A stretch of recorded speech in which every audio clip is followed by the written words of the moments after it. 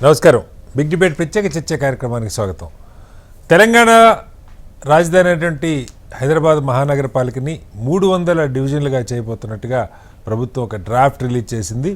ఏదైతే పాత ఎంసీహెచ్కి గతంలో 10 మున్సిపాలిటీలు కలిపి జీహెచ్ఎంసీ చేశారో దాన్ని మరింత విస్తరిస్తూ అదనంగా మరొక 7 కార్పొరేషన్లు 28 మున్సిపాలిటీలను కలుపుతూ మొత్తంగా ఒక భారీ మహానగరాన్ని తయారు చేసే ప్రయత్నంలో ఉన్నారు. దీనికి 300 డివిజన్లు ఉంటాయని చెప్తున్నారు. దాదాపు డివిజన్కి యావరేజ్గా 40 నుంచి 50,000 లోపు ఓట్లు ఉండేలాగా నిర్ణయం చేశారంటూ ఉన్నారు. అయితే గతంలో అనేక విమర్శలు వచ్చినాయి. డివిజన్కి మధ్య భారీగా వ్యత్యాసాలు ఉన్నాయని. ఇప్పుడు ఎలా ఉన్నది? రెండవది, ఇంత పెద్ద మహానగరాన్ని ఒకటే కార్పొరేషన్గా చేయటం వల్ల లాభాల నష్టాల దాని మీద ఇవాళ బిగ్ డిబేట్లో చెప్పడం. చర్చలో మనతో పాటు నుమాన్ గారు కాంగ్రెస్ పార్టీ సీనియర్ నాయకులు, ఏఐసిసి కోఆర్డినేటర్ వారు ఉన్నారు ఇక్కడ మనతో. అలాగే డాక్టర్ దత్తాత్రేయ గారు భారతీయ బీఆర్ఎస్ పార్టీ నాయకులు కూడా మనతో జాయిన్ అవుతున్నారు. మరి కాసేపట్లో శంకరవళ్ళ రవికుమార్ గారు భారతీయ జనతా పార్టీ నాయకులు, అలాగే గౌరీశంకర్ గారు రాజకీయ విశ్లేషకులు కూడా మనతో జాయిన్ అవుతారు. ముందుగా నుమాన్ గారు నమస్కారం. నమస్కారం సార్. నుమాన్ గారు, రాజకీయంగా ఇది చాలా బాగుంటుంది, చాలామందికి పోటీ చేసే అవకాశాలు వస్తాయి. సిటీ జిహెచ్ఎంసీ వరకు చూస్తే సరే, గ్రామీణ ప్రాంతాలు మనం కొత్తగా కలిపిన మున్సిపాలిటీల వాటిలో అవకాశాలు తగ్గుతాయి, అది సెకండరీ. కానీ బ్రాడ్గా ఒక క్వశ్చన్ ఏంటంటే, ఇంత పెద్ద నగరం దాదాపు ఓఆర్ఆర్ లోపల పార్ట్ అంతా కూడా దీనిలోకి తీసుకొస్తున్నట్టుగా అనిపిస్తోంది. 28 మున్సిపాలిటీలు, 7 కార్పొరేషన్లు. చాలా నగరాలు మనం చూస్తే ముంబై, నవీ ముంబై కార్పొరేషన్లు, అట్లాగే ఢిల్లీని అనుకొని నోయిడా, ఇట్లా 2-3 కార్పొరేషన్గా ఉంటూ నామ్స్ అన్నీ ఒకటే ఉంటాయి. ఒక పెద్ద మాస్టర్ ప్లాన్ ఉంటుంది. హెచ్ఎండిఏ, మనకి ఇక్కడ హెచ్ఎండిఏ లాగా అర్బన్ డెవలప్మెంట్ అథారిటీ ప్లాను, ఆ రూల్స్ అన్నీ ఫాలో అవుతారు. అలా కాకుండా ఒకటే కార్పొరేషన్ చేయటం వల్ల ఏంటి లాభాలు? ప్రభుత్వం ఎందుకు ఈ ఆలోచనకు వచ్చింది? Very good evening to you as well as Dattatreya garu and all the viewers. So essentially ఏదైతే ఈరోజు జిహెచ్ఎంసీ 150 వార్డ్స్ నుంచి 300 వార్డ్స్కి పెంచుతున్నారు అని చెప్పేసి ఏదైతే ప్రకటన వచ్చిందో, it has come with some substantial evidence. దాంట్లో ఒక థాట్ ప్రాసెస్ వెళ్ళింది. సెంటర్ ఫర్ గుడ్ గవర్నెన్స్ అనేది ఒక autonomous body have come up and analysed what needs to be done. ఇక్కడ గ్రేటర్ హైదరాబాద్ పరిధిలో ఉన్నటువంటి ఔటర్ రింగ్ రోడ్ లోపల వస్తున్నటువంటి ఏరియా దాదాపు 2,053 కిలోమీటర్లు. ఇప్పుడు ప్రస్తుతం 635 స్క్వేర్ కిలోమీటర్స్ గా ఉంది. 4 ప్రధాన కారణాలు ఉన్నాయి దానిని ఎందుకు మెర్జ్ చేస్తున్నారు అని చెప్పేసి. 20 municipalities and 7 municipal corporations, as rightly said, ULBs, 27 ULBs, urban local bodies are going to merge into GHMC. వాటి యొక్క ముఖ్య ఉద్దేశం మీరు చూసుకున్నట్లయితే uniformity in terms of providing the services, uniformity in terms of providing the roads. ఈ roads ఏదైతే ఉన్నాయో అది యూనిఫామ్ గా లేవు, అక్కడికి ఇక్కడికి వ్యత్యాసం అనేది ఉంది. ఇన్కన్సిస్టెంట్ మున్సిపల్ ట్యాక్స్ అని చెప్తున్నాము. ఇక్కడ జిహెచ్ఎంసీ పరిధిలో ఉన్నటువంటి వారు ట్యాక్స్ చాలా ఎక్కువగా కడుతున్నారు. ఎక్కడైతే అవుట్స్కట్స్లో ఉన్నారో, దో ద ల్యాండ్ బ్యాంక్ అక్కడ చాలా ఎక్స్పెన్సివ్ ఉన్నా సరే, విశాలమైన అపార్ట్మెంట్లో ఉన్నా సరే, విశాలమైన విల్లాల్లో ఉన్నా సరే, వాళ్ళ యొక్క ట్యాక్స్ అనేది చాలా తక్కువగా కడుతూ ఉంటారు. ఎందుకంటే వారు అక్కడ ఆనాడు గ్రామ పంచాయతీగా ఉండేది, ఈ రోజు మున్సిపాలిటీస్ కింద మారాయి. సో మణికొండ మున్సిపాలిటీ తీసుకోండి, నార్సింగి మున్సిపాలిటీ చూసుకోండి, అవన్నీ విలేజెస్ ఉండేవి, తర్వాత గ్రామ పంచాయతీ, తర్వాత మున్సిపాలిటీగా మారాయి. But the tax that they pay is very very less when compare to GHMC. So ఈ ఇన్కన్సిస్టెంట్ ట్యాక్స్ ఉంది కాబట్టి, ఇన్కన్సిస్టెంట్ సర్వీసెస్ వాళ్ళకి వస్తున్నాయి కాబట్టి ఇంప్రాపర్ వేస్ట్ మేనేజ్మెంట్ జరుగుతున్నది. వేస్ట్ మేనేజ్మెంట్ సరిగా జరగకపోవడం వల్ల, డ్రైనేజ్ ఇష్యూస్ రావడం వల్ల దీనిని uniformity of the services provide చేయాలా, equal tax and equal services ప్రతి ఒక్కరికి పొందించాలా అనే ఏకైక లక్ష్యంతో తీసుకొస్తున్నటువంటి ఈ యొక్క జియో. ఈ యొక్క జియోలో క్యాబినెట్ అప్రూవల్ తర్వాత, క్యాబినెట్ లో డిస్కషన్ జరిగిన తర్వాత జియో తీసుకొచ్చేసేసి through centre for good governance ఏదైతే వాళ్ళు రిపోర్ట్ ఇచ్చారో దానిని ఆధారంగా చేసుకుంటూ 300 వార్డ్స్ రాబోతున్నాయి ఇక్కడ. దానితో పాటు మీరు చూసుకున్నటువంటి ఇక్కడ ఉన్నటువంటి జోన్స్ కానివ్వండి, సర్కిల్స్ కానివ్వండి పెంచుతున్నారు. We have to understand the number of circles. 10 circles ఇక్కడ రాబోతున్నాయి. 10 circles, the existing 4 circles are getting to increase up to 10 circles. Zones are going to increase up to 50 zones. So administration అనేది మనకి decentralization మాదిరిగానే ఉంటుంది. At the same time representation కూడా మనకి number of access to the corporators will be high. ఇప్పుడు మీరు ఒక ఉదాహరణ చెప్తాను. ఇప్పుడు మొన్న లిస్ట్ లో మీరు చూసుకున్నట్లయితే ఇక్కడ షేక్పేట్ డివిజన్ లో మీరు చూసుకుంటే షేక్పేట్ డివిజన్ లో ఉన్నటువంటి ఓయూ కాలనీ కానివ్వండి, అటు పక్కన ఉన్నటువంటి షేక్పేట్ ప్రాపర్ షేక్పేట్ కానివ్వండి, దర్గా కానివ్వండి, వీటన్నిటికీ ఒకటే కార్పొరేటర్ అండి. వారు యాక్సెసిబుల్ అంత ఈజీగా ఉండదు.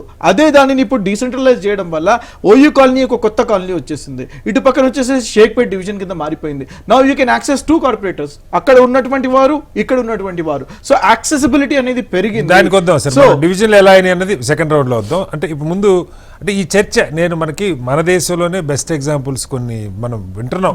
నేనైతే పర్టికులర్గా లోతుగా వెళ్ళి చూడలేదు, కానీ ముంబై, నవీ ముంబై, మెట్రో సిటీస్ కార్పొరేషన్స్ 2-3 బాగా డెవలప్ అవుతున్నాయి, ఒకదానికొకటి ఆనుకొని అని చెప్తారు.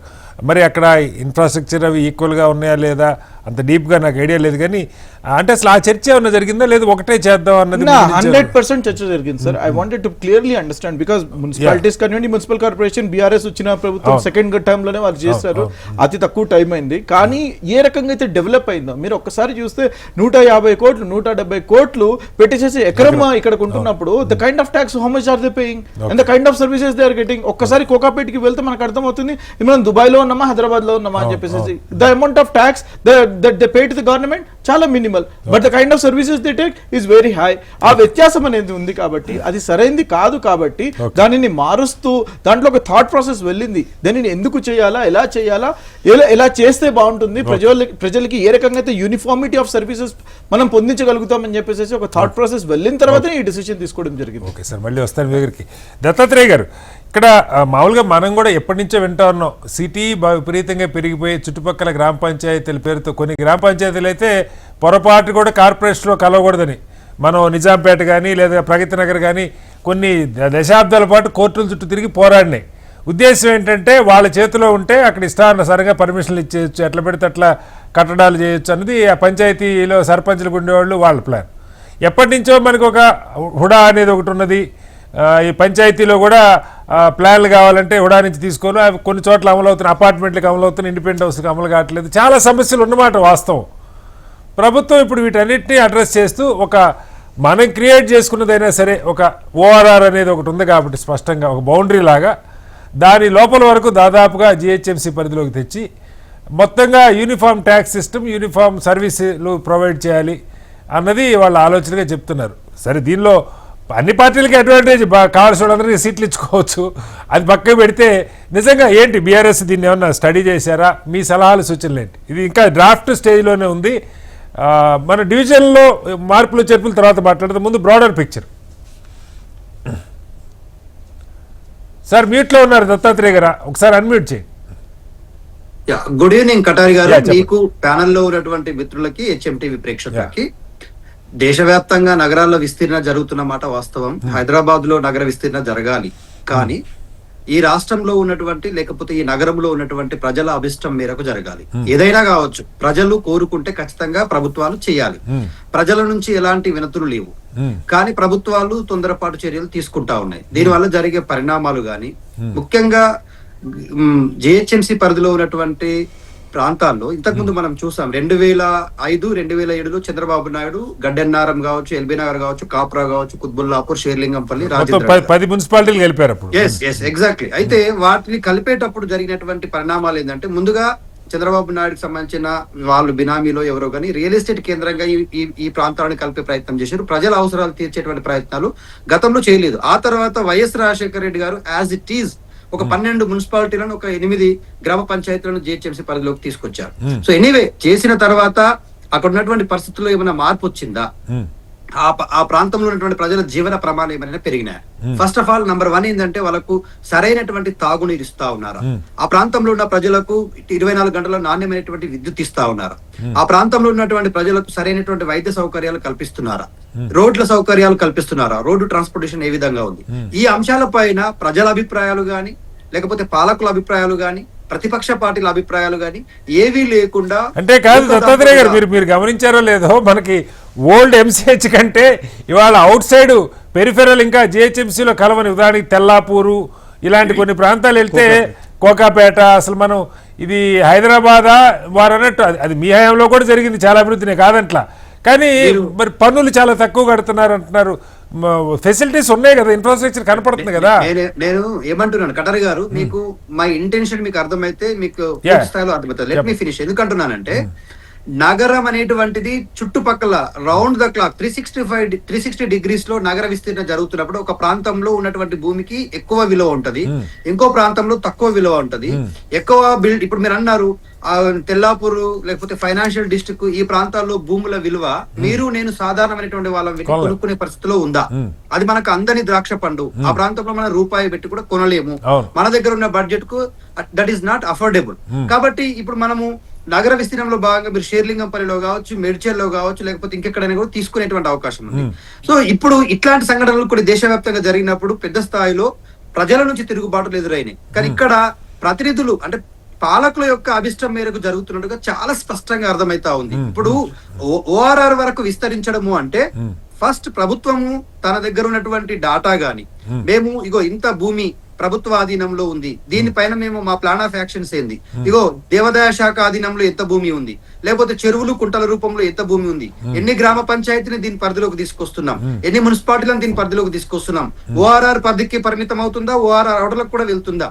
మీరు చూడండి 13 గ్రామ పంచాయతీలు ఓఆర్ఆర్ అవుట్ సైడ్ ఉన్నాయి, వాటిని కూడా ఇన్సైడ్ తీసుకొస్తున్నాం అంటా ఉన్నారు జిహెచ్ఎంసీ పరిధిలోకి. ఎందుకు? ఆ ప్రాంతంలో ఉన్న భూముల విలువను ఆధారంగా చేసుకుని మాత్రమే విలీన ప్రక్రియ కొనసాగిస్తున్నారు తప్ప ఆ ప్రాంతంలో ఉన్నటువంటి ప్రజల నుంచి డిమాండ్ లేదు, ఆ ప్రాంతంలో ఉన్నటువంటి పరిస్థితులు ఏమీ మారలేదు. ఒకపోతే వాళ్ళకు డెవలప్మెంట్ యాక్టివిటీస్ లో భాగంగా మేము రోడ్లు వేస్తాం, మేము డెవలప్ చేసిన ప్రాంతాన్ని విలీనం చేస్తున్నాము అనడంలో కొంత నైచార్యం దాగి ఉంది. ఎందుకంటా ఉన్నామంటే ఇప్పుడు మీరు అన్నారు తెల్లాపూర్ ఫైనాన్షియల్ డిస్ట్రిక్ట్, ఆ ప్రాంతానికి ఉన్నటువంటి శాంటిటీ, ఆ ప్రాంతంలో ఎస్టాబ్లిష్ చేసినటువంటి సంస్థలు, ఆ ప్రాంతంలో ఉన్నటువంటి ఐటీ కారిడార్లను పట్టుకొని ఆ ప్రాంతంలో ఇప్పుడు రెసిడెన్షియల్ కారిడార్స్ లేవు. ఆ ప్రాంతంలో most of the residential corridors out side the outer అయిపోయినాయి. మనం చూస్తాం ఇప్పుడు నార్సింగి అదంతా కూడా. ఇప్పుడు వాళ్ళ టార్గెట్ ఏంది?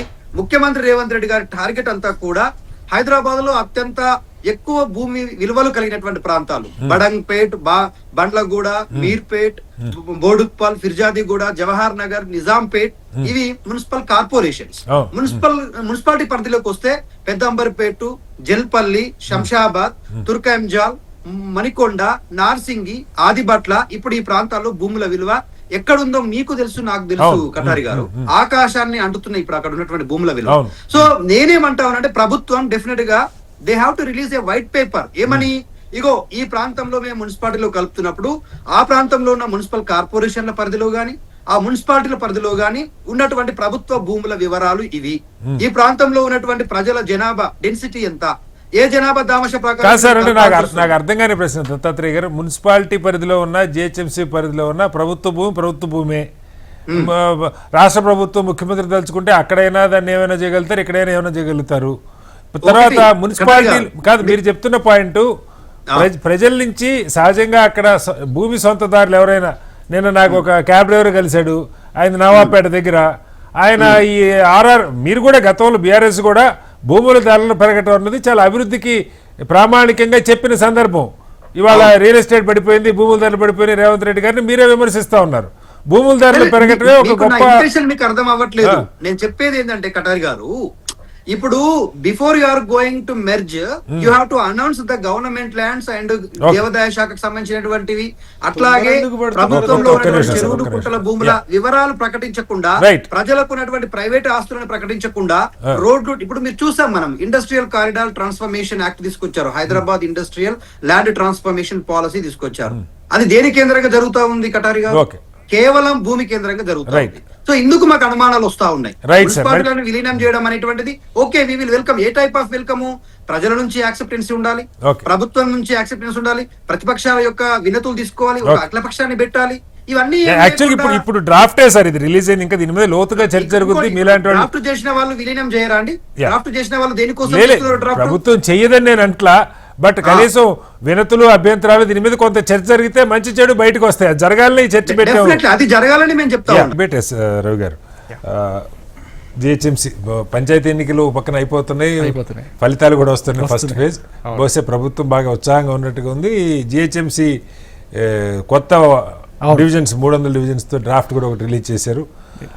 ఏంటి బీజేపీ అసలు దీన్ని ఎలా చూస్తోంది? ఇంత మొత్తం దాదాపు 2000 పైగా స్క్వేర్ కిలోమీటర్స్ ప్రాంతాన్ని ఒక మున్సిపల్ కార్పొరేషన్గా చేయటం, మెగా మున్సిపల్ కార్పొరేషన్, దానిలో 300 డివిజన్లు, ఎలా అర్థం చేసుకోవాలి? ఇందులో ఈ 300 డివిజన్లో కొన్ని గ్రామాలకు పంచాయతీ ఎలక్షన్ సర్పంచ్ ఎలక్ట్ అవ్వాల్సింది ఈరోజు. ఆ గ్రామాల్లో ఆగిపోయారు.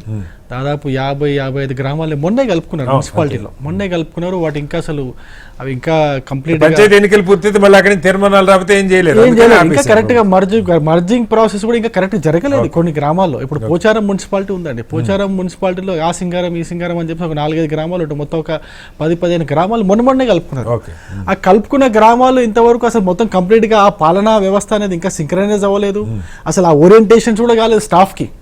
ఇంకా అది జరగకన్నా ముందే వెంటనే వీళ్ళు వార్డులు డిక్లేర్ చేసేసినారు 300 అని చెప్పేసి. అంటే మా అబ్జెక్షన్ ఏంటంటే, మేము అభివృద్ధిలో మేము ఎటువంటి అసలు ఏ కోశం అయినా కూడా మేము అడ్డపడే అవకాశం లేదు ఒకటి. రెండోది ఏంటంటే, అభివృద్ధి పేరుతో అభివృద్ధి మాటున మీరు చేస్తున్నటువంటి అన్సైంటిఫిక్గా అసలు సైంటిఫిక్ మెథడ్ కానే కాదు ఒకటి. రెండోది డెమోక్రటిక్ మెథడ్ అస్సలు కాదు. నేను ఏమంటున్నా, సైంటిఫిక్ మెథడ్లో చేయండి. నేనేమంటున్నాను సార్, జిహెచ్ఎంసీ ఉంది సార్, జిహెచ్ఎంసీకి అసలు ఆదాయం ఎంత, అప్పులు ఎంత, దాదాపు 6,000 కోట్లు ఎంత అప్పులు ఉన్నాయని చెప్పేసి మనకు తెలుసు. రోజు ₹1 కోటి ఎంత అప్పులకే పోతున్నాయి అనేది మనకు తెలుస్తున్న విషయమే. అసలు దానికి ఆదాయమే లేనటువంటి జిహెచ్ఎంసీని ఇప్పుడు ఇన్ని ప్రాంతాలు కలిపితే ఇంకా ఆదాయం పెరుగుతుందా, ఆదాయం తగ్గుతుందా అనే లెక్కలు ఉన్నాయా? నేను అందుకే సైంటిఫిక్ అంటున్నాను. ఇంకో విషయం, హైదరాబాద్ ఇప్పుడు మనం బంజారాహిల్స్లో ఉన్నాం.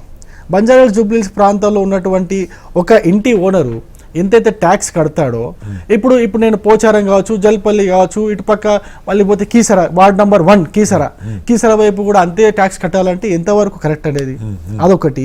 ఇక్కడ ఉన్న ఫెసిలిటీస్ ఏంటి, జూబ్లీహిల్స్లో బంజారాహిల్స్లో ఉన్న ఫెసిలిటీస్ ఏంటి, ఇప్పుడు నేను చెప్తున్నటువంటి మున్సిపాలిటీస్లో ఉన్నటువంటి ఫెసిలిటీస్ ఏంటి, ఇప్పుడు జవహర్ ఉన్నది మున్సిపల్ కార్పొరేషన్, అక్కడ ఉన్న ఫెసిలిటీస్ ఏంటి, ఇక్కడ ఉన్న ఫెసిలిటీస్ ఏంటి, అక్కడంతా చెత్త డంపింగ్ సంబంధించిన అక్కడ ఇష్యూ నడుస్తూ ఉంది. ఇంత పెద్ద 300 వార్డులకు సంబంధించిన విభజన అనేది కరెక్ట్గా జరగలేదు అనేది మా యొక్క ఆరోపణ. ఆ సైంటిఫిక్ మెథడ్లో జరిగింటే బాగుంటుందని ఇంకో విషయం చెప్తాను. చిన్న ఎగ్జాంపుల్ చెప్తాను సార్. పాత బస్తీలో చాలా వార్డులు ఇంతకుముందే, ఇప్పుడు కూడా కాదు, ఇంతకుముందే గతంలో కూడా 20,000 ఓట్లకి 30,000 ఓట్లకి ఒక వార్డు. అక్కడ ఏమైపోయిందంటే వాళ్ళ సంఖ్య పెరిగిపోయింది. అక్కడ ఎంఐఎంకి కొంచెం బాగా మంచిగా వాళ్ళకి కావాల్సినట్టుగా ఎక్కడ మారింది సార్? ఇప్పుడు నేను చూశాను లిస్టు, మీ అంచనా ప్రకారం అయితే 45-50కి మించి ఓల్డ్ సిటీ రావట్లేదు. మిగతావి పాత ఎంసీహెచ్ ఏరియా కానీ అంతకుముందు కలిపిన 10 మున్సిపాలిటీలు కానీ ఇప్పుడు కొత్త కలిపి దాదాపు 250 దాకా ఇవే వస్తాయి. నేను ఒక విషయం చెప్తా. వార్డ్ నెంబర్ 1 కీసరా ఎన్ని ఓట్లు ఉండవు ఒకసారి చూడండి. వార్డ్ నెంబర్ 8 పోచారం మున్సిపాలిటీ, దాదాపు 7-8 గ్రామాలు పోచారం మున్సిపాలిటీ మొన్ననే కలిసి చెప్పిన 60,000 ఓట్లు ఉన్నాయి సార్. 60,000 ఓట్లు ఉన్నాయి. ఎట్లా సైంటిఫిక్ మెథడ్ లో జరిగిందని అనుకోమంటారు? ఇంకొక అంశం సరే, అది ఇట్లా జరిగిందా? ఇప్పుడు మేము ఉండేది జూబ్లీహిల్స్ కాన్స్టిట్యున్సీలో, నా ఇల్లు ఉన్నది జూబ్లీహిల్స్ కాన్స్టిట్యున్సీలో. వెంగళరావు నగర్, మధురా నగర్ 2 డివైడ్ చేశారు. వెంగళరావు నగర్, మధురా 2 డివైడ్ చేయడం వల్ల ఏమవుతుందంటే, అక్కడ కొంచెం మైనారిటీల సంఖ్య ఎక్కువ ఉన్నదాన్ని డివైడ్ చేసి పక్కన పెట్టారు, తక్కువ ఉన్నది సపరేట్ చేశారు. తక్కువ ఓట్లు ఆయన ఉండేది మొత్తం డివిజన్లో, వెంగళరావు డివిజన్ ఉండింది ఇంతకుముందు, దాన్ని 2 చేయడం వల్ల 40,000-45,000 ఓట్లు ఉన్నటువంటి ఒక డివిజన్ ని 20,000 ఓట్ల కింద దాన్ని డివైడ్ చేశారు. ఒక పక్కనేమో 60,000 ఓట్లు, ఇక్కడనేమో 20,000 ఓట్లు. ఇప్పుడు కూడా జరిగింది అట్లా అంటున్నా. అంటే ఈ సైంటిఫిక్ మెథడ్ గా జరగలేదు అనేది చాలా స్పష్టంగా అర్థమవుతుంది. సార్, మీరు ఎప్పుడైతే జిహెచ్ఎంసీని మీరు ఎన్లార్జ్ చేయాలనుకున్నారో, పెంచాలనుకున్నారో, పరిధిని పెంచాలనుకున్నారో, మంచిది, అభివృద్ధి జరుగుతుంది. ఇక్కడ అపార్ట్మెంట్ కల్చర్ కొంచెం తగ్గి ఇండిపెండెంట్ హౌస్ కల్చర్, కొంచెం మధ్యతరగతి వారికి భూమి కొనుక్కునే అవకాశం వస్తుంది, తప్పేం కాదు, కాదనట్లేదు. కానీ అది జరిగిన ప్రాసెసే మాకు అభ్యంతరంగా ఉంది, అవమానంగా కూడా ఉంది. ఇంకొక అనుమానం కూడా ఏం కలుగుతుందంటే, వీళ్ళ యొక్క రియల్ ఎస్టేట్ పర్పస్లోనే, వాళ్ళ యొక్క ఆ పర్పస్లోనే ఇదంతా హడావిడిగా తొందరగా అస్తవ్యస్తంగా చేస్తున్నారేమో అనేది మాకు అనిపిస్తా ఉంది. ఇది ఒక డిజాస్టర్. రియల్ ఎస్టేట్ ఎలాగో అందరూ చేస్తారు.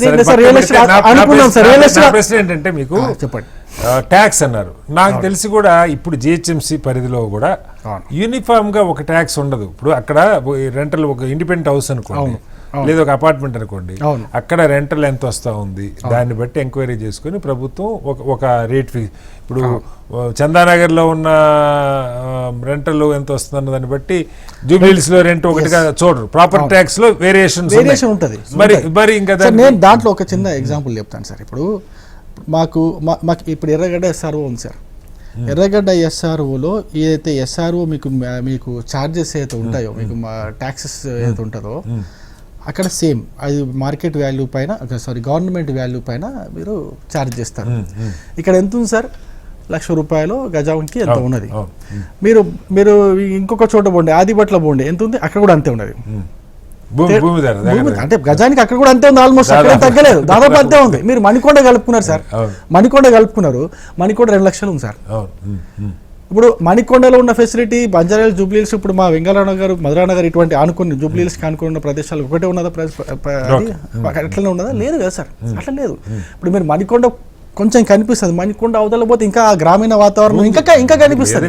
ఆ గ్రామీణ వాతావరణం ఉన్నది, రోడ్లు బాగాలేవు, అసలు ఆ సీవేజ్ బాగాలేదు, జనాలకి కూడా ఇంకా చెప్తుంది కూడా అదే. అక్కడ భూముల ధరలు ఏమో పెరిగినాయి, ఇప్పుడు అక్కడ కూడా దాదాపు భూముల ధరలు పెరిగినాయి. ఇందాక నుమాన్ గారు ఫస్ట్ అదే చెప్తున్నాను, ఫెసిలిటీస్ రావట్లేదు. ఎందుకు రావట్లేదు అంటే పంచాయతీలు ఉండి వాటికి ఆదాయం లేదు, అందుకని జిహెచ్ఎంసీ. ఇంకొక అబ్జెక్షన్ కూడా చెప్తాను మీకు. రోడ్డు ఉంటే, మెయిన్ రోడ్ ఉంటే చాలు, 4 లేన్ రోడ్ ఉంటే చాలు. దాని రేట్ ఆ 4 లేన్ కానుకొని ఉన్నటువంటి ప్రాపర్టీకి ఏమో ఎగ్జాంపుల్ 10,000 గవర్నమెంట్ వాల్యూ చేస్తారు, మొన్నే చేస్తారు, 10,000 చేస్తారు అనుకుందాం. దాని వెనుకనే ఉన్న ప్రాపర్టీకి 5,000 అట్లనే ఉన్నది.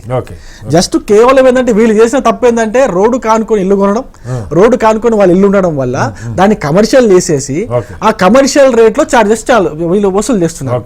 నేనేమంటున్నా, ఇప్పుడు బంజారాహిల్స్ లో ఉన్నటువంటి పర్సన్ ఎవరైతే రోడ్డు కానుకొని ఇంటికి మీకు అక్కడ మీరు పోండి సార్, ఇక్కడ మనకి మీరు ఆదిబట్ల కానీ మణికొండ కానీ ఇటు పక్కన పటాన్చెరు అవతల ఇటు పక్క కానీ మీరు పోండి, అక్కడ రోడ్డు అనుకుని ఉంటే అంతే ట్యాక్స్ అంటే ఏ విధంగా సరిపెడతారు అంటున్నారు. ఇంకొక చిన్న విషయం కూడా చెప్తాను. ఇప్పుడు జల్పల్లి మున్సిపాలిటీ ఉంది సార్, జల్పల్లి మున్సిపాలిటీ పాత బస్తీకి ఆనుకొని ఉంటుంది, చార్మినార్ చంద్రాయణ గుట్టకి ఆనుకొని ఉంటుంది. అక్కడ మీకు డెమోగ్రఫీ మీరు చూస్తే డెమోగ్రఫీ ఎగ్జాక్ట్ గా 50-50 ఉంటుంది. ఆ జల్పల్లి మున్సిపాలిటీని అసలు దాన్ని కనీసంగా ఒక 4-5 వార్డులు చేయాలా, ఏ లెక్క ప్రకారం చూసుకున్నాము 4-5 వార్డులు చేయాలా. అక్కడ ఏం చేసినారు, కేవలం ఈ ఎంఐఎంకి అనుకూలంగా వచ్చేటట్టు ఆ ప్రాంతాలన్నింటినీ 90% వీళ్ళని పెట్టేసి ఒక 10% వీళ్ళని కలిపేసుకొని ఎక్కడైతే ఒక వర్గం వాళ్ళు ఉంటారో వాళ్ళని డివైడ్ చేసి 10 రకాలుగా డివైడ్ చేసినారు. ఇంకొక వర్గం ఎవరైతే ఉంటారో వాళ్ళని కేవలం డివైడ్ చేయకుండా ఎట్లా ఉన్నారో అట్లనే స్టాండర్డ్కి పెట్టేసి అది చేసినారు. అంటే ఇది సైంటిఫిక్ గా జరగలేదే, చాలా నేను ప్రూవ్ కూడా జరుగుతాను సార్. మీరు చూస్తే మీకు కూడా అర్థమైపోతుంది, అదే రాకెట్ సైన్స్ ఏం కదా అర్థం చేసుకోవడానికి, చూస్తే అర్థమైపోతుంది. నేను ఇంకో విషయం చెప్తా, జల్పల్లి మున్సిపాలిటీకి మళ్ళీ దానికి ఉన్న అడ్వాంటేజ్ ఏంటంటే అక్కడ శంషాబాద్ మామిడిపల్లి రోడ్డు నుంచి అక్కడ కలిసి శంషాబాద్ కలుస్తుంది, అక్కడ భూముల రేట్లు ఎక్కువ ఉన్నాయి.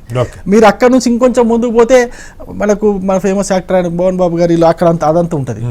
అక్కడ ఇప్పటికీ కూడా రియల్ ఎస్టేట్ డెవలప్మెంట్ లేదు, ఎందుకంటే పాత బస్తీ ఆనుకొని ఉంటుంది కాబట్టి రియల్ ఎస్టేట్ డెవలప్మెంట్ లేదు. అక్కడ కూడా మీరు అక్కడ అంటే శంషాబాద్ లో ఎంతైతే ల్యాండ్ వాల్యూ ఉండదో జస్ట్ అటు కొంచెం క్రాస్ అయితే ఈ రోడ్డుకి శ్రీశైలం రోడ్ కంటే ముందు అటాచ్ అయితే చేస్తే బాగుంటుంది. అంటే నేను చాలా డీటెయిల్డ్ గా చూసుకుంటే మనకి అర్థమైపోతుంది ఆ సైంటిఫిక్ మెథడ్ జరగలేదు అనేది ఒకటి. ఇంకొక ఆరోపణ ఏంటంటే డెమోక్రటిక్ సార్ మీరు చేయాలనుకున్నప్పుడు మీరు ఎప్పుడైతే చేయాలనుకున్నారో మీరు అన్ని పార్టీలను ఒకసారి కలుపుకొని మాట్లాడాల్సింది, అన్ని పార్టీలతో ఒకసారి ఇన్వైట్ చేసుకొని ఒకసారి కూర్చొని మాట్లాడి ఈ విధంగా ఉంటుంది ఈ విధంగా ఉంటుంది. మీరు అన్ని చేసేసి డిసైడ్ చేసిన తర్వాత ప్రజల యొక్క ఒపీనియన్ పంపించండి, ప్రజాభిప్రాయం అభ్యంతరాలు స్వీకరిస్తున్నారు ఇప్పుడు ఉన్నాయి సార్. కానీ వాళ్ళ ఇంటెన్షన్ అయితే క్లియర్ గా అర్థమైపోయింది, దీన్ని మార్చే పరిస్థితి లేదు అనుకున్నాను. దాన్ని ఏ విధంగా మ్యానిపులేట్ చేయాలి, ప్రజల అభిప్రాయాన్ని ఏ విధంగా మ్యానిపులేట్ చేసే అవకాశం ప్రభుత్వం దగ్గర ఉంటుంది. క్విక్ గా దత్తాత్రేయ గారు మీరు అడగబోతున్నారు, అడగండి. నుమాన్ గారిని అడుగుదాం ఆన్సర్. ఏం లేదు కటారి గారు, దేశవ్యాప్తంగా ఉన్నటువంటి మహానగరపాలిక సంస్థల పరిస్థితిని చూసుకున్నప్పుడు ఇప్పుడు ఏర్పాటు చేసే ఏ నగరపాలిక సంస్థ అయినా విలీన ప్రక్రియ కొనసాగేటప్పుడు ఒక 3 types ఆఫ్ ఆబ్జెక్షన్స్ ఉంటాయి. ఏర్పాటు చేస్తున్నటువంటి అంశాలలో పెద్ద ఆర్థిక అంశాలు, ఆర్థిక పెట్టుబడులు పెట్టే కేంద్రాలుగా ఏమైనా ఎస్టాబ్లిష్ అవుతున్నాయా, ఎక్కువ ఉద్యోగ అవకాశాలు సృష్టించడానికి అవకాశాలు కల్పిస్తుందా ప్రభుత్వం, విద్యా ఆరోగ్య విషయాలలో ఎలాంటి నిర్ణయాలు తీసుకున్నారు, అంతర్జాతీయ సంస్థలు గాని దేశీయ సంస్థలు గాని పెట్టుబడులు పెట్టడానికి వచ్చాయా, ఇవన్నీ ఏ ప్రక్రియ కనిపించిందా జిహెచ్ఎంసీ విలీన కొనసాగుతున్నప్పుడు? ఇవన్నీ లేనప్పుడు how they are going to take this decision? Right sir, మళ్ళీ ఇస్తాను సార్ మీకు, మళ్ళీ ఇస్తాను. ఒకసారి నుమాన్ గారు ఇక్కడ నా 2-3 ప్రశ్నలు కీలకంగా. ఒకటి, సరే జనాభా ఎక్కడ ఎంత ఉన్నారు ఏ డివిజన్ అన్నది అది పూర్తిగా మైక్రో లెవెల్లో మనం చూస్తే కానీ అర్థం కాదు. డేటా వస్తుంది క్రమంగా ఒక డివిజన్లో. గతంలో అది పెద్ద చర్చ, అది ఏ పార్టీ అన్నా లేవనెత్తినాయి. మామూలుగా ఇంజస్టిస్ కదా, ఒక చోట 19,000 ఓల్డ్ సీట్లు, ఒక డివిజన్ 19,000, ఆ మోతీనగర్ హౌసింగ్ బోర్డు అయితే 1,10,000 ఉండింది ఒకప్పుడు. ఆ తర్వాత 2007లో ఫస్ట్ జరిగినప్పుడు అలా జరిగింది. మళ్ళీ 2015లో నాకు తెలిసి రాజశేఖర రెడ్డి గారు ఉన్నప్పుడు అనుకుంటా, రాజశేఖర రెడ్డి చనిపోయే ముందు జస్ట్ అప్పుడు మళ్ళీ ఏం చేశారంటే మళ్ళీ ఇంకొంత రేషనలైజ్ చేశారు. అంతకుముందు ఉన్న 50ని 66 చేశారు. జిహెచ్ఎం పాత ఎంసీహెచ్లో తగ్గించారు, ఒక 15-16 డివిజన్లు తగ్గినాయి. జనాభా రేషనలైజ్ చేయడం కోసం. ఇప్పుడు మీరు ఓవరాల్గా చూస్తే అన్ని అసెంబ్లీ నియోజకవర్గాల్లో డివిజన్లు పెరిగినట్టే కనపడుతున్నాయి. కానీ సరే న్యాచురల్గా ఎక్కువ ఇప్పుడు శేర్లింగపల్లి లాంటి చోట, కుత్బుల్లాపూర్ భారీగా జనాభా పెరిగిన దగ్గర డబల్ కంటే ఎక్కువ పెరిగింది. That is justifiable. అయితే కొన్నిట్లో ఇప్పుడు కూడా ఈ వ్యత్యాసాలు ఉన్నాయి. 20,000 ఉంటే ఒక చోట 60,000 అని ప్రభుత్వం చెబుతుంది. 40,000 అనుకుంటా, రౌండ్ 40,000, ఒక 5,000 10,000 అటు ఇటు ఉంటాయి అన్నట్టుగా చెప్తున్నారు. దీన్ని పాటించడం ఒకటైతే, రెండోది కీలకమైన పాయింట్, నిజంగానే ఇంత పెద్ద ఎత్తున కలిపినప్పుడు ఇంకా పూర్తి గ్రామీణ వాతావరణం ఉన్న గ్రామాలు కొన్ని కలవాలని అక్కడ ప్రజలు కోరుకుంటారు. భూముల ధరలు పెరిగితే ఏదో వాళ్ళ ఆశలు వాళ్ళకు ఉంటాయి. నేను చెప్పేది ఆర్ఆర్ఆర్ వస్తేనే నవాపేట రైతు సంతోషపడతాడు, నేను నాతో మాట్లాడతా. కాబట్టి ప్రజలకు ఆ ఎక్స్పెక్టేషన్ ఉంటుంది. అయితే ఫెసిలిటీస్ కల్పించడంలో ఏ మేరకు మనం అంత వేగంగా ఇప్పుడు కూడా కొన్ని ఏరియాలు జిహెచ్ఎంసీలో కలిసిన వాటిలో కూడా ఇటు సైడ్ మనకి బాగా వెస్ట్ సైడు ఐటీ అనుకోండి, మరొకటి అనుకోండి, భూముల ధరలు ఆ రేటుకి వెళ్ళిపోయింది, ఇన్ఫ్రాస్ట్రక్చర్ వచ్చింది. రాని సైడ్ కూడా కొంత ఉంది మనకి, ఇంకా ఇప్పుడు కొంత డెవలప్మెంట్ జిహెచ్ఎంసీ నుండి కూడా పెద్ద డెవలప్మెంట్ రానివి. సో ఇప్పుడు మరింత దానికి 3 రెట్లు సైజు పెంచబోతున్నారు. ఏ రకంగా న్యాయం చేస్తారు? ఈరోజు మీరు చూసుకున్నటువంటి బడ్జెట్, జిహెచ్ఎంసీ బడ్జెట్ 10,000 కోట్ల రూపాయలుగా ఉంది. ఏదైతే డెట్ గురించి మాట్లాడుతున్నారో, 100% జిహెచ్ఎంసీ ఇస్ ఇన్ డెట్. ఎందుకు ఉంది అని అంటే, వారు ఇక్కడ రావాల్సినటువంటి రెవెన్యూ సరిగ్గా రాకపోవడం వల్ల ఉన్నటువంటి ఇబ్బందులు పడుతున్నారు. ఏదైతే మనం ఈ 27 అర్బన్ లోకల్ బాడీస్ ఏదైతే కలుపుతున్నారో దాని ద్వారా రెవెన్యూ జనరేషన్ పెరుగుతున్నది. ఇన్కన్సిస్టెంట్ ట్యాక్స్ సిస్టమ్ ఏదైతే ఉందో దాన్ని తీసేసి ఏదైతే మేము మాట్లాడుతున్నామో జోన్స్ కానీ సర్కిల్స్ కానీ పెంచడం వల్ల, మేము ఇందాక చెప్పినట్టు ప్రతి సర్కిల్ కి different type of percentage of tax ఉంటుంది, టారిఫ్స్ ఉంటాయి. సో ఆ సర్కిల్ కి అనుగుణంగా మనకి చూసుకుంటాం. నెంబర్ 1, దాని ద్వారా ప్రతి ఒక్కరికి సమానంగా డెవలప్ చేసే యొక్క వెసులుబాటు ఉంటుంది. ఇప్పుడు మీరు ఇందాక గ్రామీణ వాతావరణం అని చెప్పేసి చాలా చోట్ల ఉంటుంది. నార్సింగ్ కొంచెం మీరు ముందుకు పోతే కొంచెం ఇప్పటికీ కొంచెం రూరల్ టైప్ లో ఉంటుంది, కానీ ఆ ముందుకు పోతే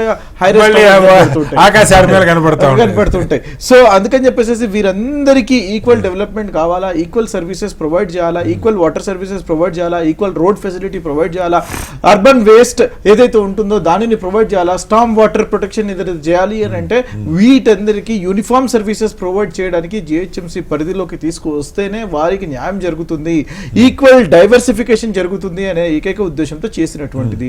ఏదైతే మిత్రులు మాట్లాడినారో, దత్తాత్రేయ గారు కానివ్వండి, రవికుమార్ గారు కానివ్వండి, ఏదైతే మాట్లాడుతున్నారో ఇక్కడ జనాభా ప్రతిపాదికన చేయలేదని చెప్పేసి మాట్లాడుతున్నారో, 100% ఒకవేళ అభ్యంతరాలు ఉంటే, ఇది నేను I'm talking about CGG, centre for good governance ఇచ్చినటువంటి రిపోర్ట్ ఆధారంగా జరిగింది. ఆల్ పార్టీ మీట్, అఖిలపక్ష సమావేశం జరగబోతున్నది 100% after the sarpanch elections. That is going to be called out. ప్రతి ఒక్క పార్టీకి పిలువబోతున్నారు, ఆహ్వానాలు అందుతాయి. వచ్చిన తర్వాత మీ అభ్యంతరాలు చెప్పొచ్చు, చెప్పిన తర్వాత ఏమైనా మార్పులు చేర్పులు చేయాలంటే చేయొచ్చు. This is only a draft, this is not a final version.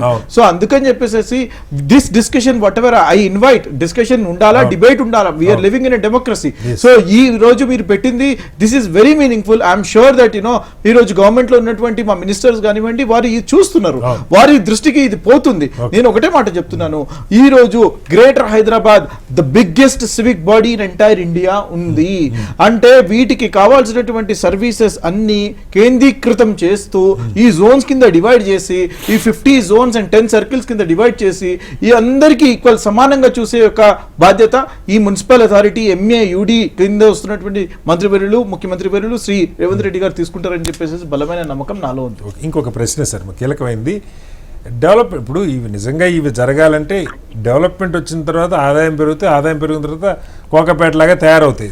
సమస్య ఏంటంటే డెవలప్మెంట్ అంతా ఒక సైడే పోగుపడుతుందని ఎప్పటి నుంచో విమర్శిస్తుంది. ఈ వెస్ట్ సైడే, ఈ గచ్చిబౌలి, కోకాపేట, లేదా ఈ శేర్లింగపల్లి ఈ జోన్లోనే ఎక్కువ డెవలప్మెంట్ ఉంది.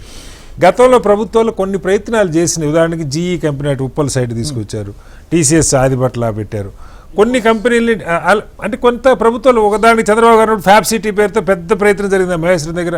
నాకు తెలిసి అంత పెద్ద డెవలప్మెంట్ ఏమి రాలా అక్కడ, ఓవరాల్గా పెరుగుతుండొచ్చు. కానీ బట్ ఇప్పుడు 360 ఇందాక దత్తాత్రేయ గారు కూడా చెప్పారు, 360 డిగ్రీస్లో డెవలప్మెంట్ అయినప్పుడు ఏమవుతుందంటే ప్రజలకి కాస్త ఇప్పుడు మొత్తం ఇక్కడ పోగుబడి గజం ₹1,00,000 అంటే సార్ అపార్ట్మెంట్ కొనుక్కోలేని పరిస్థితి మిడిల్ క్లాస్. కనీసం ఒక 40 లక్షలకు 50 లక్షలకు ఈవెన్ ఒక సాఫ్ట్వేర్ నెలకి ₹1,00,000 2 లక్షల జీతం వచ్చేవాళ్ళు కూడా నెలకి 1,00,000 EMI కట్టాలంటే కట్టలేని పరిస్థితి. కాబట్టి దీన్ని అభివృద్ధి వికేంద్రీకరణ, నగరాన్ని మీరు కలుపుకోండి, డెవలప్ చేయండి, కానీ ఆ పరిశ్రమలు కొంత వేరే ప్రాంతాల్లో కూడా వచ్చి కాస్త నాలుగు వైపులా పెరుగుతుంటే ఒకచోటే విపరీతమైన డిమాండ్ లేకుండా ఉండే పరిస్థితి ఉంటుంది కదా, దాని మీద ఏమైనా దృష్టి ఇప్పుడు ముఖ్యమంత్రి గారు ఫ్యూచర్ సిటీ అంటా ఉన్నారు, అట్లా డీసెంట్రలైజ్డ్ డెవలప్మెంట్ మరి ఏదైతే చెప్తున్నారో ఔటర్ రింగ్ రోడ్ అనేది చాలా బ్యూటిఫుల్ ప్రాజెక్ట్ అండి. మీరు ఒక్కసారి చూసుకుంటే ఒక చోట నుంచి ఒక చోటకి పోవడానికి ఈ రోజు చాలా ఈజీగా వెళ్ళొచ్చండి యాక్సెస్. ఇప్పుడు మీరు ఔటర్ రింగ్ రోడ్ సర్వీస్ ఒకవేళ మీరు గచ్చిబౌలిలో ఉంటే గచ్చిబౌలి నుంచి మీరు ఆదిబట్లకు పోవడానికి 40-45 మినిట్స్లో వెళ్ళిపోవచ్చండి. అంటే అక్కడ ఈ రోజు 20,000-30,000 కంటే ఎక్కువ లేదండి గజం. అంటే ఒకవేళ ఎవరికైనా ఉండదలుచుకుంటే that is also coming under GHMC, you will get the similar sort of services. నేను అదే అంటున్నాను, ఈ రోజు అక్కడ టీసీఎస్ ఉంది, అమెజాన్ హబ్ ఉంది, అక్కడ లాజిస్టిక్స్ హబ్స్ వస్తున్నాయి, పోచారంలో ఇన్ఫోసిస్ ఉంది. సో వీఆర్ ప్రమోటింగ్ కంపెనీస్ ని. ఈ జిహెచ్ఎంసీ సర్వీసెస్ ఏదైతే ఔటర్ రింగ్ రోడ్ ఉందో, ఈ 65 kilometres of outer ring road ఉందో, ఈ 2053 స్క్వేర్ కిలోమీటర్ ఏదైతే రాబోతున్నదో దాంట్లో ప్రతి ఒక్కరు ఇష్టంగా ఎక్కడ ఉండాలన్నా ఉండొచ్చు. ఎందుకంటే ఆల్రెడీ ఎగ్జిస్టింగ్ ఇన్ఫ్రాస్ట్రక్చర్ ఉంది, కొత్తగా మనం ఏమి ఔటర్ రింగ్ రోడ్ తీసుకొచ్చి కట్టాల్సిన అవసరం లేదు.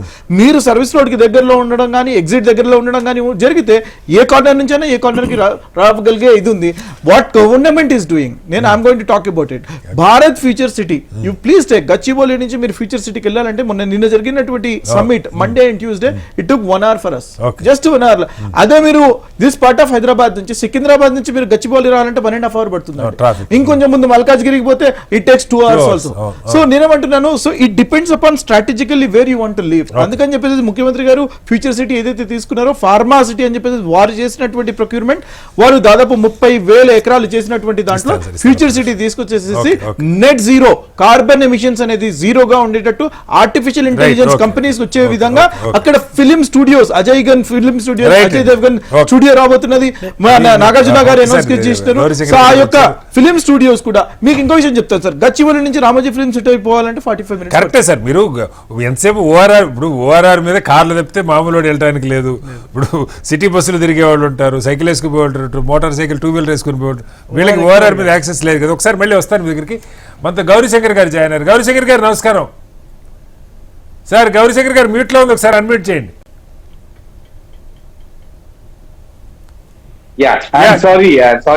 No problem sir. గౌరీశంకర్ గారు, జిహెచ్ఎంసీ మన కళ్ళ ముందే 100 డివిజన్లో ఉన్నది.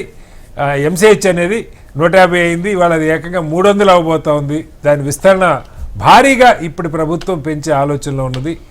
చుట్టుపక్కల ఉన్న ఒక 7 కార్పొరేషన్లు, దాదాపు 27-28 మున్సిపాలిటీలను మర్చి చేసుకుంటూ మౌలిక వస్తువులు, ఒకే రకమైన పన్ను విధానం, ఒకే రకమైన డెవలప్మెంట్ ఉండాలన్న ఆలోచన చెప్తున్నారు.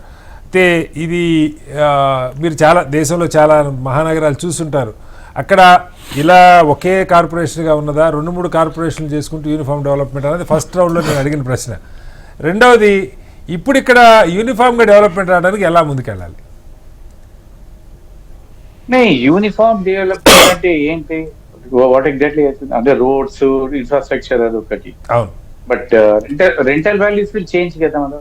అవును, రెంటల్ వాల్యూ చేంజ్ అవుతుంది, ప్రాపర్టీ ట్యాక్స్ చేంజ్ అవుతుంది. మీరు ఇక్కడ నుంచి ఆదిబట్లలో పోయి ఉన్నారనుకోండి, ఇల్లు తీసుకొని ఉన్నారనుకోండి, అక్కడ ప్రాపర్టీ ట్యాక్స్ అవుతుంది. And you cannot compare it with Gachibowli or Jubilee కదా. కాబట్టి యూనిఫామ్ గా డెవలప్మెంట్ అంటే యూనిఫామ్ గా రోడ్స్, ఇన్ఫ్రాస్ట్రక్చర్ డెవలప్ చేసుకోవచ్చు. కానీ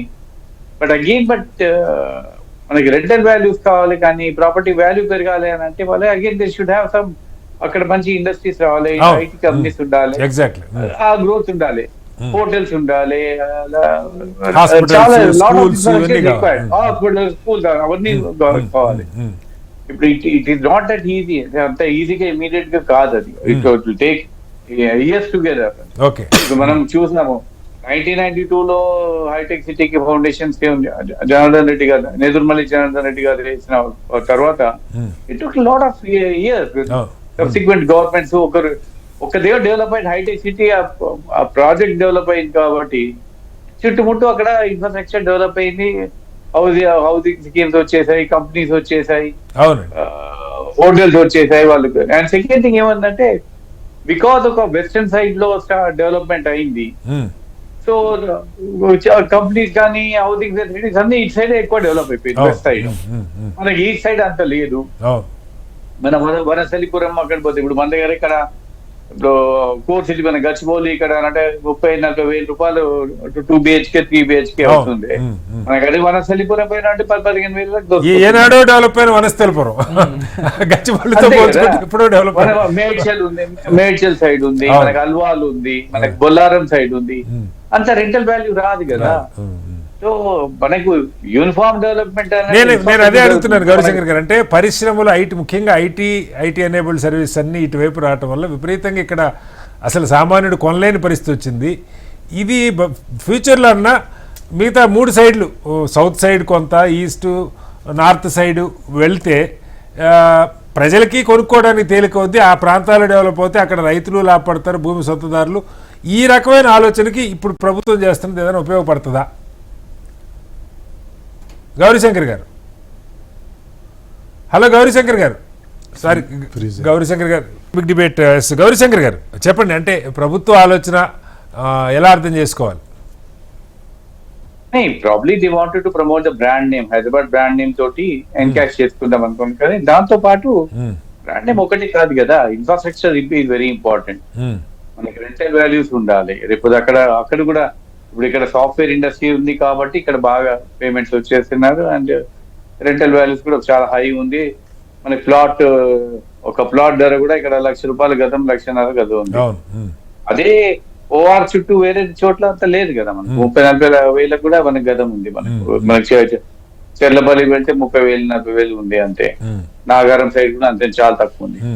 కాబట్టి ఐ థింక్ సబర్బన్ ఏరియాస్ లో కొంచెం ఫెసిలిటీస్ డెవలప్ చేసుకొని, ఇన్ఫ్రాస్ట్రక్చర్ సబర్బన్ ఏరియాస్ లో డెవలప్ చేస్తే మాత్రం ఈ సిటీలో కంజెషన్ తగ్గేది.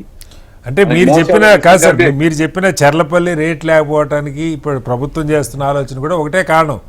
ఇండస్ట్రియల్ ఏరియా ఉన్నదనుకున్న దగ్గర ఇప్పుడు బాలనగర్, జీడిమెట్ల అటు సైడ్ విపరీతంగా అక్కడ పొల్యూషన్ అని చెప్పి జనం రావట్ల, భూముల ధరలు అంటే జనం ఉంటున్నారు,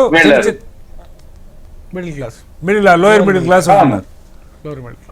అంతే కదా. ఇప్పుడు ఐడిపి మనకి ఇంతకు ముందు ఐడిపిఎల్ కానీ ఐడిఎల్ కానీ వచ్చినప్పుడు చిన్న చిన్న housing, government housing schemes, Kukatpally housing board వచ్చేసినప్పుడు అయితే చాలా వచ్చినాయి. కానీ దానికి పెద్ద వాల్యూ ఉండదు అండి. అంటే రెంటల్ వాల్యూ ఎక్కువ రాదు. అక్కడ వర్క్ చేసే ఫ్యాక్టరీలో వర్క్ చేసిన వాళ్ళు, అక్కడ కంపెనీలో వర్క్ చేసిన వాళ్ళు అక్కడికి వెళ్ళి ఉన్నారు. అంటే అఫోర్డబుల్ స్మాల్ హౌసింగ్ ఉన్నాయి. మనకి ఎప్పుడైతే ఐటీ అయితే జనరేట్ అయిందో, మన ఐటీ ఎప్పుడైతే ఎస్టాబ్లిష్ అయిందో మన హైదరాబాద్ లో, the whole thing has change dramatically. ఎక్కడంటే రెంటల్ ల్యాండ్ వాల్యూ పెరిగిపోయాయి, రెంటల్ వాల్యూ పెరిగాయి, and then cost of living has gone up. At the same time salaries have also come up. And it has confined to a particular area, Madhapur, Gachibowli, ఇక్కడే develop అవుతా ఉంది.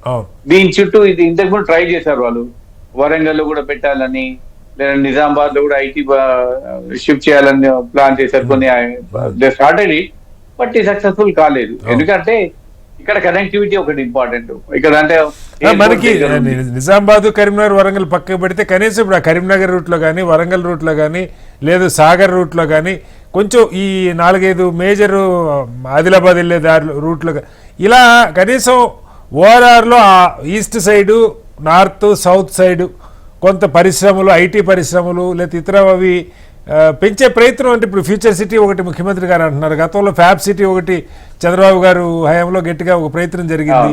But ఇంకా అది అందుకోలేదు గౌరీశంకర్ గారు, ఎందువల్ల అంటారు? ఇదే కదా, ఎందుకంటే when you have a particular IT companies అన్ని ఒక్క దగ్గర ఎస్టాబ్లిష్ అయిపోయి ఉన్నాయి. మనకు ఇండస్ట్రీస్ కూడా ఇక్కడ దగ్గర ఐడిఎల్, ఐడిపిఎల్ కానీ ఇప్పుడైతే almost brink of closure.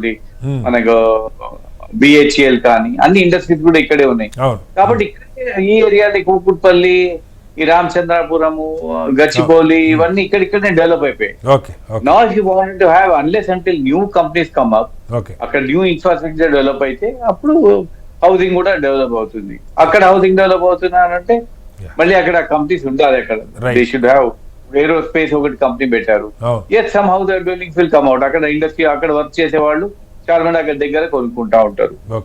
ORR చుట్టూ కొంచెం స్కోప్ ఉంది. ఓఆర్ఆర్ ఎంటైర్ మనకి 150-160 కిలోమీటర్ ఓఆర్ఆర్ అయితే ఉందో దాని చుట్టూ చేసుకుంటే చాలా దాదాపు ఓఆర్ఆర్ చుట్టూతా స్లోగా అయితే పెరుగుతుంది సార్. అన్ని చోట్ల ఒకే రకమైన స్పీడ్ లేదు కానీ కొన్ని చోట్ల పెరుగుతున్నది. ఒకసారి దత్తాత్రేయ గారు, నుమాన్ గారు చెప్పారు ఫ్యూచర్ లో అంటే త్వరలోనే ఈ పంచాయతీ ఎన్నికలు అవుతూనే బహుశా ఒక ఆల్ పార్టీ మీటింగ్ కూడా దీని మీద కాల్ఫర్ చేసే అవకాశం ఉంది, సలహాలు సూచనలు ఖచ్చితంగా తీసుకుంటామని. ఏంటంటే బీఆర్ఎస్గా మీరిచ్చే ఇప్పుడు సరే మీరు అధికారికంగా అక్కడ ఇచ్చిన సుమారుగా ఏది ఇది in the interest of the city in the interest of the Hyderabadians, Dattatreya గారు ఏం చేస్తే బాగుంటుంది?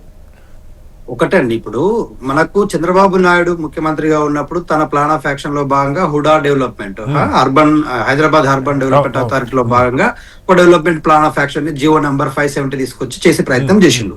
ఆ తర్వాత వైఎస్ రాజశేఖర రెడ్డి గారు హెచ్ఎండిఏ పరిధిలో ఉన్నటువంటి వ్యవహారం ఆయన మూడు జిల్లాలను మెయిన్ గా నల్గొండ జిల్లాని, రంగారెడ్డి జిల్లాని, ఎస్ప్రెసిల్లీ మెదక్ జిల్లాని విలీనం చేసే ప్రయత్నం చేసి జియో నంబర్ 57 తో హైదరాబాద్ విస్తీర్ణాన్ని పెంచే ప్రయత్నం చేసిండు. సో ఇప్పుడున్నటువంటి ప్రాబ్లం ఏంటంటే core Hyderabad, inner Hyderabad, old city ప్రాంతం ఉన్నటువంటి ప్రాంతం కావచ్చు, ఓల్డ్ ఎంసీహెచ్ ప్రాంతం, ఇప్పుడు municipal corporation of Hyderabad area, Secunderabad, Amberpet, ఈ ప్రాంతాలు, జిహెచ్ఎంసీ పెరిఫెరియల్ ఏరియా కొంత ఎక్స్పాండ్ అయింది. ఇప్పుడు ప్రధానంగా ఓఆర్ఆర్ ని తీసుకోవడం అనేటువంటిది ఇట్స్ ఓకే. ఫ్యూచర్ లో ఇప్పుడు మనం Hyderabad is a rapid development అవుతున్నటువంటి city comparing to the other cities. ఇప్పుడు మనము ఢిల్లీ ఉంది, నేషనల్ క్యాపిటల్ రీజన్ గానీ, నేషనల్ క్యాపిటల్ టెరిటరీ అదే చెప్తా ఉన్నాను. అక్కడ ఉన్నటువంటి జనాభా దాదాపుగా 31 మిలియన్స్ ఉందని చెప్పేసి వాళ్ళ అంచనా. ఇంకా 2026 మనకు రాలేదు కదా సెన్సెస్. సో ముంబై విషయంలో 20, ఇప్పుడు హైదరాబాద్ లో 9 మిలియన్లు ఉన్నారని చెప్పేసి వీళ్ళు చెప్తా ఉన్నారు. అది 10 మిలియన్స్ దాటొచ్చు మరి, కాబట్టి పెరుగుతున్న నగరాన్ని విస్తీర్ణం చేయాలి కదా అంటున్నారు. Okay, it's okay. బట్ నేనేమంటా ఉన్నామంటే బీఆర్ఎస్ పార్టీగా మీరు ఈ డెసిషన్స్ తీసుకునే ముందు ఒక అసెంబ్లీలో ఒక సెషన్ పెట్టాల్సిన అవసరం ఉంది. ఎందుకంటే ఇది హైదరాబాద్ నగర నిర్మాణానికి సంబంధించిన అంశం. ప్లస్ ఇంకోటి ప్రజల యొక్క జీవన ప్రమాణాలపై there is a drastic change అండి, చాలా పెద్ద ఎత్తున ప్రభావం పడుతుంది. వాళ్ళ భూములకు విలువలు వచ్చినప్పుడు బలవంతాలు, బేపెట్టాలు, బెదిరించడాలు చేయడమో ఇంకేదో చేసి లాక్కునేటువంటి ప్రయత్నాలు జరుగుతాయి. ప్లస్ వాళ్ళ అవకాశాలు, అవసరాలు పెంచాల్సిన అవసరం ఉంది కదా. ట్రాన్స్పోర్టేషన్ కావచ్చు, వాటర్ కావచ్చు, ఎలక్ట్రిసిటీ కావచ్చు, వాళ్ళకున్నటువంటి హెల్త్ విషయంలో కావచ్చు, ఇలాంటివన్నీ ఏ డెసిషన్స్ లేకుండా తీసుకునేటువంటి ప్రయత్నం చేస్తా ఉన్నాం. మీకు చాలా స్పష్టంగా ఏం చెప్తా ఉన్నాం అంటే, మేము హైదరాబాద్ డెవలప్మెంట్ విషయంలో ఒక కమిటెడ్ గా with in the period of 9.5 years లో 9.5 సంవత్సరాలు మేము 42 ఫ్లైఓవర్స్ కట్టామండి, 12 అండర్ బ్రిడ్జ్లు కట్టాం, 137 లింకింగ్ రోడ్స్ ఏర్పాటు చేస్తాం, బస్తీ దవాఖానాలు ఏర్పాటు చేస్తాం, చుట్టూ ఉన్నటువంటి హైదరాబాద్ లో 4 sites 4 టీమ్స్ ఏర్పాటు చేస్తాం. సో ఇప్పుడు కూడా మేము కమిటెడ్ గా ఉన్నాం. కానీ ఇట్లా అంటే ప్రజల అవసరాలు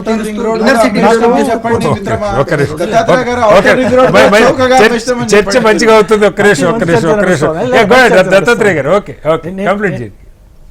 రైట్ సార్, ఒక ప్రశ్న మిమ్మల్ని. ఇప్పుడు మనకి నిన్న కూడా ఈ చర్చ వచ్చింది.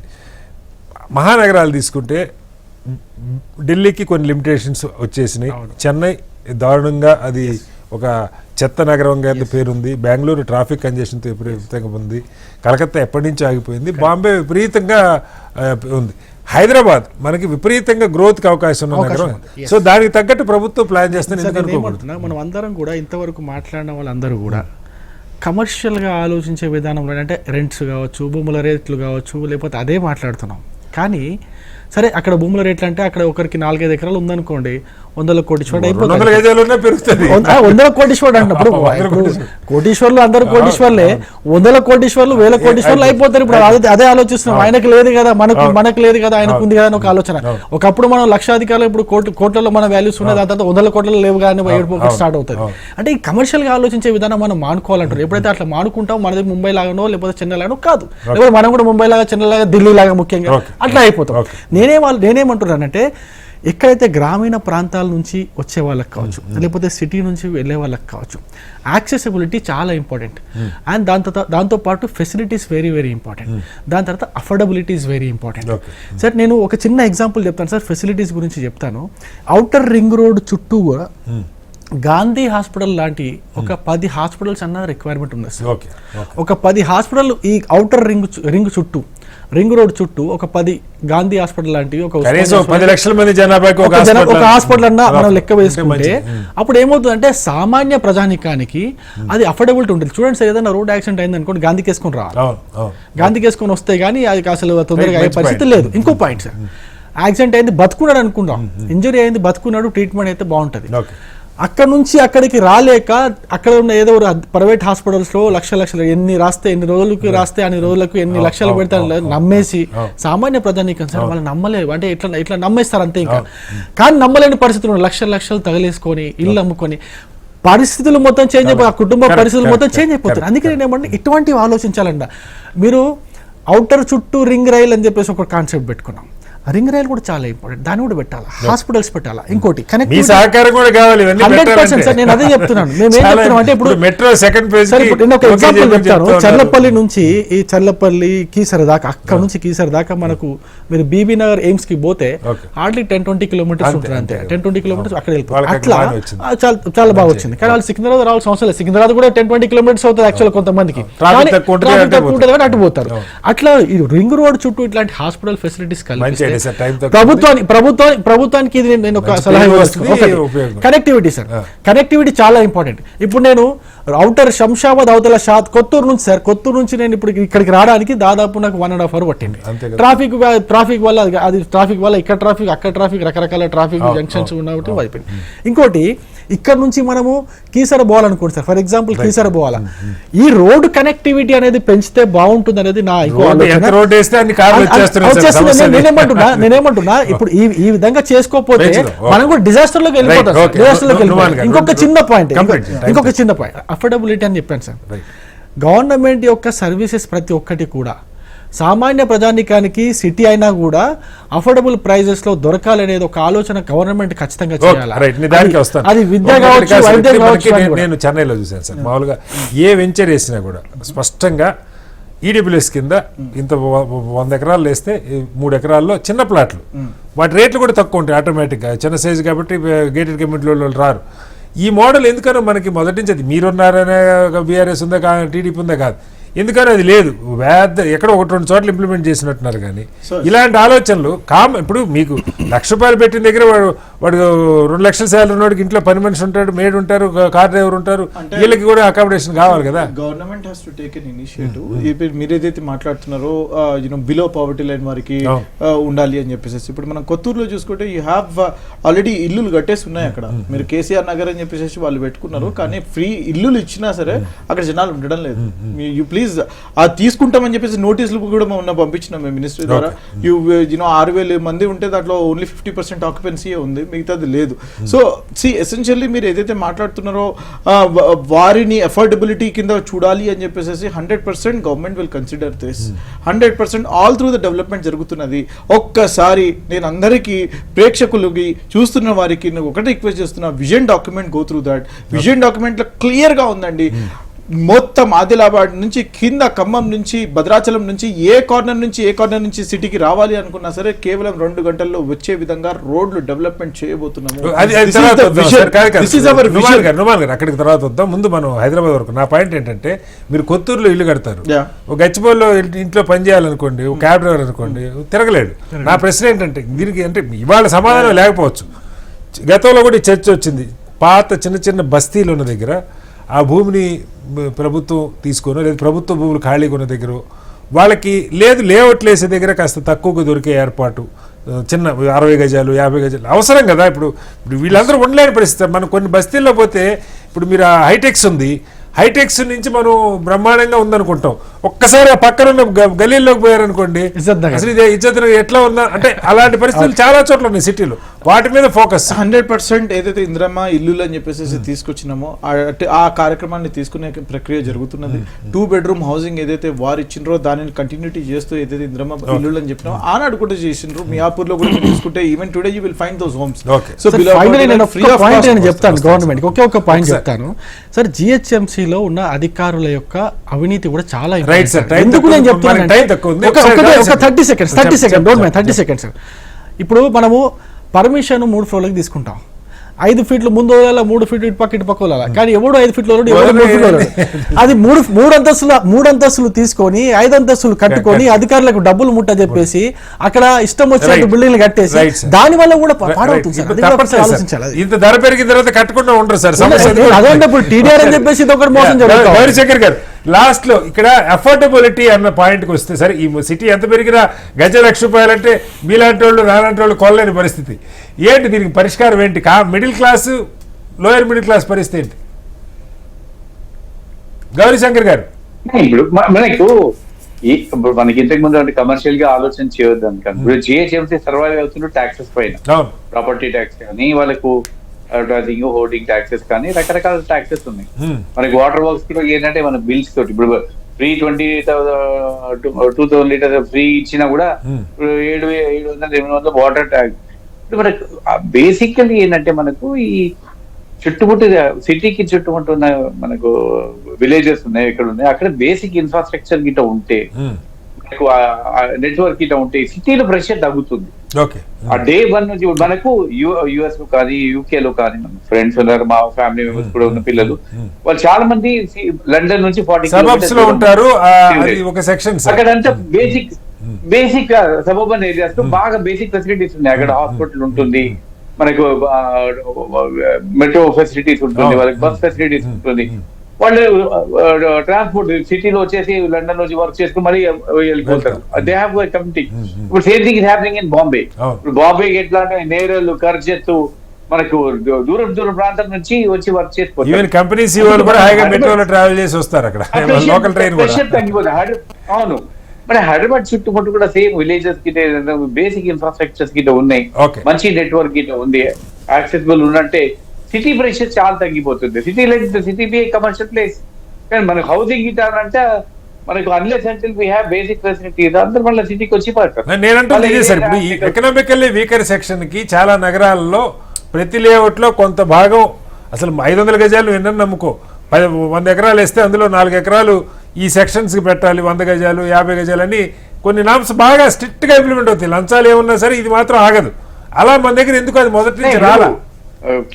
కేసీఆర్ కానీ రాజశేఖర రెడ్డి గారు కానీ ఇందిరమ్మ ఇండ్లు కూడా కట్టారు. అప్పుడు సింగిల్ బెడ్రూమ్ చేశారు, ఇప్పుడు కేసీఆర్ 2 బెడ్రూమ్ చేశారు. ఇప్పుడు మీరు చూడండి, ఇప్పుడు ట్యాంక్మెంట్ చుట్టూ మనకు అక్కడ ట్యాంక్మెంట్ కట్టారు, వీకర్ సెక్షన్ ఎంత అంటే ఎంత భయంకరం ఉంటుందంటే వాళ్ళకి they have so much problems. అక్కడ లిఫ్ట్ ఫెసిలిటీస్ సరిగా ఉండదు, ఇన్ఫ్రాస్ట్రక్చర్ లేదు, పార్కింగ్ ఫెసిలిటీస్ లేదు వాళ్ళకు. కాబట్టి unless until you have basic facilities లేనిది జనాలంతా వాళ్ళ సిటీ పోయినే పడతారు. రైట్ సార్, మొత్తంగా హైదరాబాద్ నగరాన్ని 300 డివిజన్లు చేసే ఆలోచన ప్రభుత్వం మరింత లోతుగా అధ్యయనం చేయాలి. గ్రామీణ ప్రాంతాలను కలుపుతున్న నేపథ్యంలో అక్కడ కనీస వస్తువులు వచ్చేట్టుగా ఏర్పాటు చేయాలి. అఫోర్డబిలిటీ అన్నిటికంటే కీలకమైంది. నగరంలో పెద్ద ఎత్తున ఇవాళ మనం చూస్తూ ఉన్నాం, గ్రామీణ ప్రాంతాల నుంచి పొట్టచేత పుట్టుకుని వచ్చేవాళ్ళు బతకలేని పరిస్థితి, నివాసం ఉండలేని పరిస్థితి, వాళ్ళకి కొన్ని ఏర్పాట్లు ప్రత్యేకంగా కావాల్సిన అవసరం ఉన్నది. నగరం 4 వైపుల అభివృద్ధి జరిగేలాగా చూడాల్సిన బాధ్యత కూడా ఎంతో కొంత ప్రభుత్వం మీద ఉంటుంది. చర్చలో పాల్గొన్న నుమాన్ గారికి, అలాగే రవికుమార్ గారికి, దత్తాత్రేయ గారికి, గౌరీశంకర్ గారికి ధన్యవాదాలు. ఇది వాళ్ళ బిగ్ డిబేట్. రేపు మరొస్తే మళ్ళీ కలుద్దాం. నమస్కారం.